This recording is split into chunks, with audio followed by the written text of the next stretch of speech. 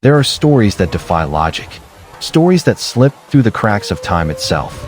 Stories whispered by fishermen at night, archived in dusty naval logs, and kept quiet by governments unsure of what to believe. Tonight, we follow one such story.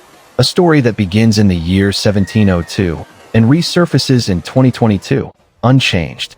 The tale of a sailor who vanished during a violent storm and returned 3 centuries later, claiming he had been walking beneath the ocean but never drowning. This is the case of Jonathan Hale, the man who returned after 300 years.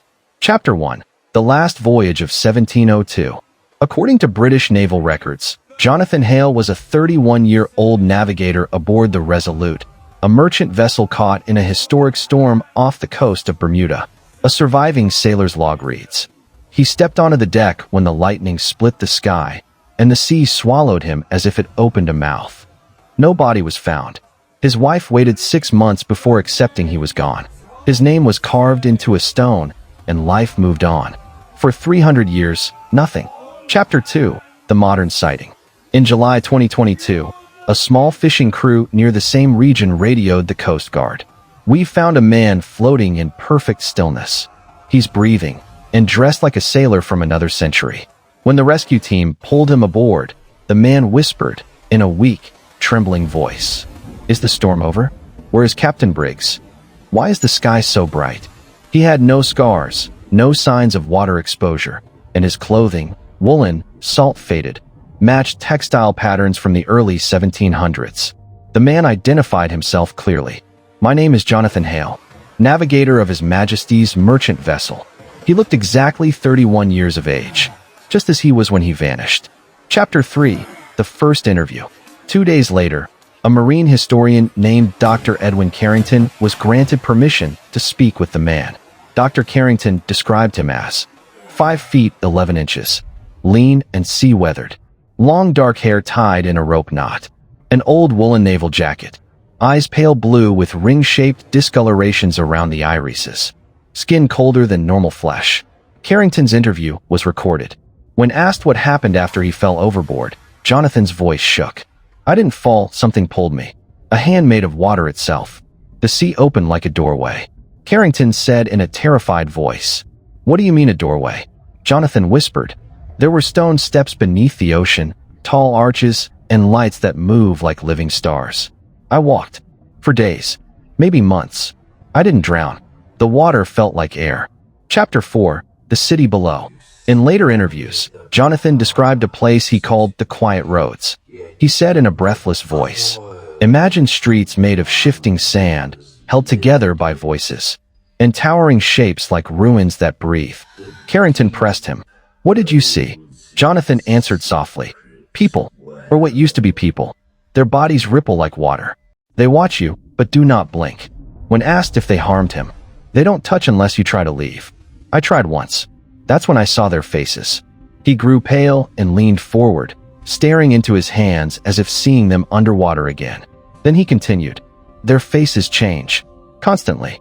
Hundreds of expressions flickering, like memories they stole from others." The medical staff described his fear as genuine, debilitating, and beyond rational fabrication. Chapter 5. The Time Slip.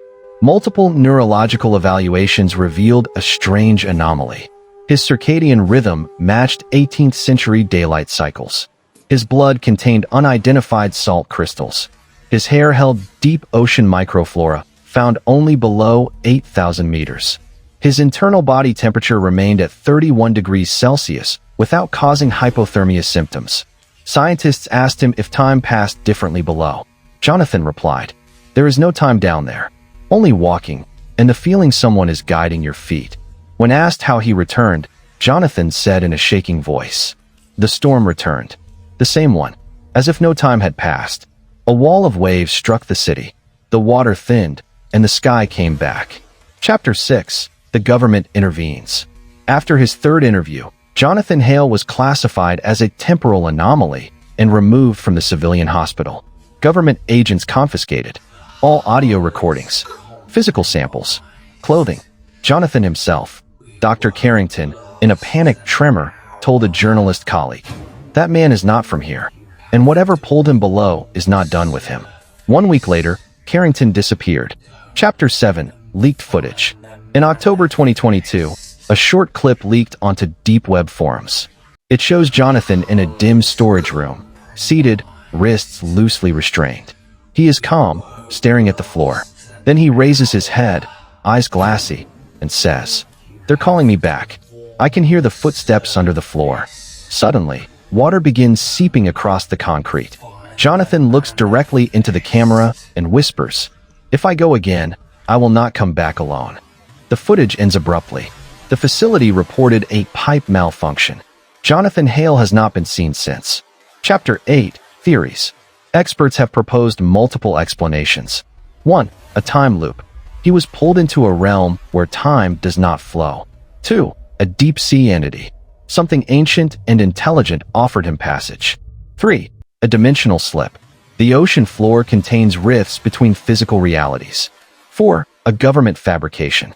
The entire story is a controlled psychological experiment. 5. A warning. If Jonathan's last words are true, something may be rising from below. Chapter 9. Final testimony. Before his disappearance, Dr. Carrington left one final voice message on a colleague's phone. He said in a trembling, horrified voice, "That man was underwater for 300 years, but he was not alone. Something walked beside him, something that learned from him, and I fear it wants to walk here too." The message ended with a splash and a choking sound. Carrington was never found. 3 centuries of silence. One man who returns unchanged. A world beneath the ocean no human should ever see. And the unanswered question, if Jonathan Hale found a way out, what else might find a way in?